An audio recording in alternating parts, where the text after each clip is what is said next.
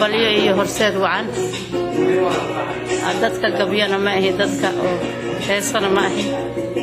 laakiin waxaan leeyahay garashadayda wacan garbahayga siman geelayga dhalay gaawahayga culan galladeeba weeye gabanadayda kacay waa sidoo isgarabsaday aamiin